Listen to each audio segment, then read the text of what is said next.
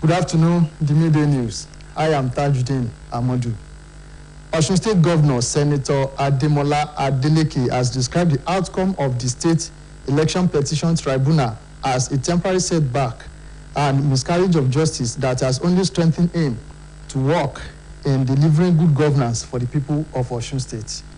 The governor stated this while addressing party stakeholders at the Secretariat of the People's Democratic Party, PDP, at Biket area, Ekirun Road, Oshogbo, on the outcome of the tribunal.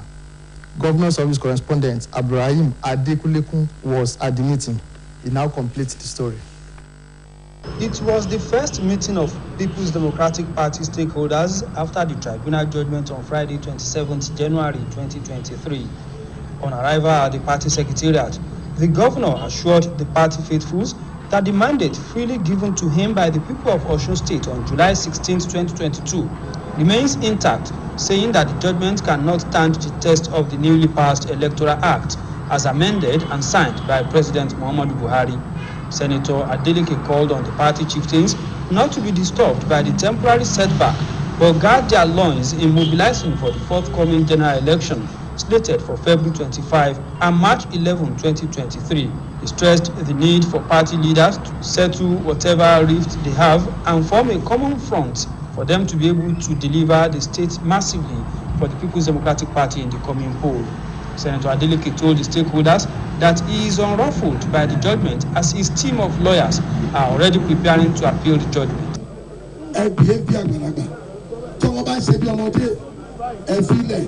For the purpose of this election, because at the end of the day, because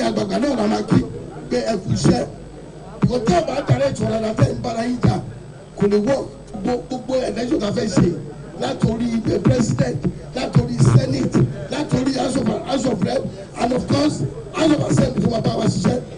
Can you governorship election? No way. The struggle continues until Tabago go at the end of the day. Yes, at the Shorine. In his opening address, the chairman of the caretaker committee of the PDP in Osun State, Dr. Akindele Adekule, commended the governor for his leadership prowess, saying the people of the state have shown clearly that they voted for the PDP by their rejection of the judgment of the tribunal. He therefore charged the party faithfuls to renew their mobilization energy with a view to winning the forthcoming general elections with wide margins. I want to beg all of us, at this material point in time, we need to be more cohesive. Let us go back to our polling units.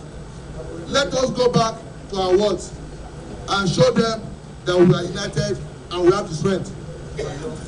We need to do that by putting aside our differences.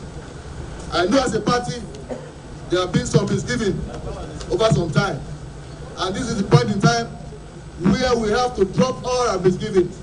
In their remarks, Senator representing Osun East Senatorial District, Senator Francis Fadaunsi, former Deputy Speaker of the House of Representatives, Right Honorable Lasso Yusuf, Honorable Oluwole Oke from Obokun Federal Constituency, among others, described the lead judgment as a direct attack on the Electoral Act passed by the National Assembly, which they opined cannot stand the test of time at the appellate court. High point of the meeting was the interpretation of the implications of the judgment given by barristers Nili Owolade and Kolapo Halimi, where they both agreed that primary instruments that are key to election management and adjudication are voters register, the BVAS machines from EC8A, and a few others that they claimed were jettisoned by the chairman of the tribunal. The meeting was attended by Secretary to the State Government, Alhaji Teslim Balayi, PDP leaders across the state, senatorial, House of Representatives and State Assembly candidates in the next general election, and party chieftains. It has been Abdurrahim Adekileku reporting. In the meantime, spokesperson to the Osun State Governor, Malam Olawale Rashid, has reiterated that Senator Ademola Adeleke did not forge any certificate or testimonial. A release signed by Malam Olawale explained that the issue of forgery has to do with an error on the school testimonial, which bears Osun instead of Oyo State. According to him, Osun State was part of Oyo State when Governor Adeleke completed his high school education in 1981. Malam Olawale said the issuing school testified before Court of Appeal in 2018 that it was their error, which has nothing to do with Governor Adeleke. He added that the Court of Appeal had ruled that there was no forgery and exonerated Governor Adeleke of any forgery. As Nigerians count down to the presidential polls, which we hold in the next 25 days in Nigeria, Deputy Secretary General of the United Nations, UN, and Chairman of the UN Sustainable Group, Mrs. Amina Mohammed, has warned that Nigeria cannot afford to fail with the 2023 general elections. She also urged the Nigeria Bar Association, NBA, to ensure success of the polls. Mohammed stated this in a keynote address delivered at the State of the Nation Dialogue on Security, Economy and Administration of Justice, organized by NBA in Abuja, urging the association to come up with how to effectively manage conflict that may arise from conducting the elections. The UN Deputy Secretary General said, as Africa's leading economy with the biggest ports and security anchor for the neighboring countries, Nigeria cannot afford to fail, promising that UN will support any process that will lead to credible, all-inclusive, free and fair general elections.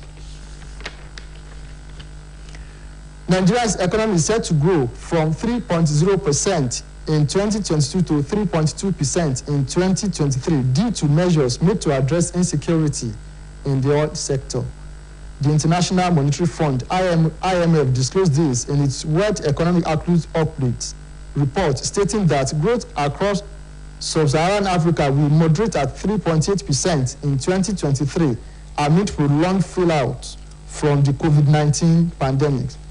The organization also says South Africa's economy will fall from 2.6% in 2022 to 1.2% in 2023, stating that in sub-Saharan Africa, growth is projected to remain moderate at 3.8% in 2023 amid prolonged fallout from the COVID-19 pandemic, although with a modest upward revision since last year's October, before picking up to 4.1% in 2024.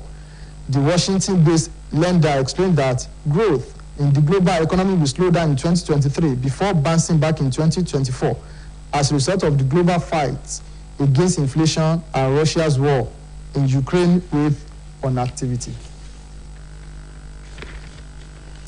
Meanwhile, the Central Bank of Nigeria, Bauchi State Chapter, said it allocates 30 million naira new naira notes daily to each branch of banks in the state to increase access of customers to the new notes. An official of the Apex Bank, Mr. Abubakar Jibrin, said this while monitoring the banks in Bauchi to ensure access to new naira notes for residents of the state. He said the aim of the exercise was to ensure the availability of new naira notes in banks and also for easy exchange of old notes for the newly redesigned notes for the residents, adding that only 10,000 naira and above could be exchanged per person, and if the amount is more than that, one should open a bank wallet. A World Health Organization (WHO) report on neglected tropical diseases has shown that Nigeria and 15 other countries have the highest burden of neglected tropical diseases.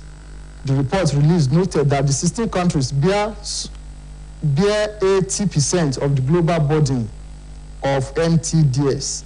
According to the report titled Global Report on Neglected Tropical Diseases 2023, countries with the highest burden of NTDs are also the countries in which population growth will be fastest.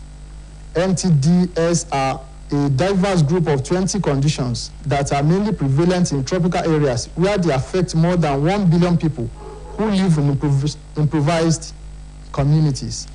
The diseases are caused by a variety of pathogens, including viruses, bacteria, parasites, fungi, and toxins.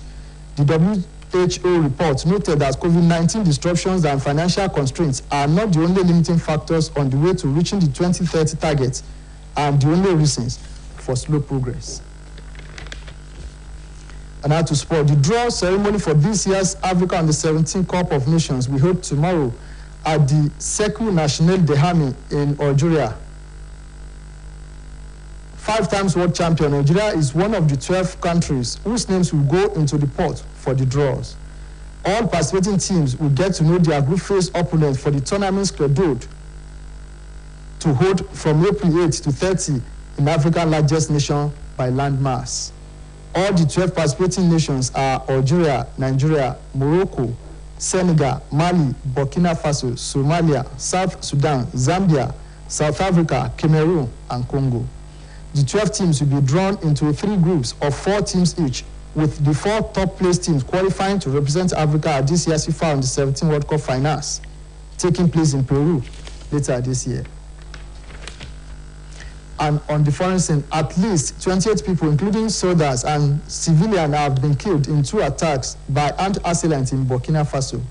A regional governor of the army said in a separate statement that a combat unit in Faloguntu, in the north of the country near its border with Niger, came under attack, and that 10 soldiers, 2 fighters of the volunteer force, and a civilian were killed.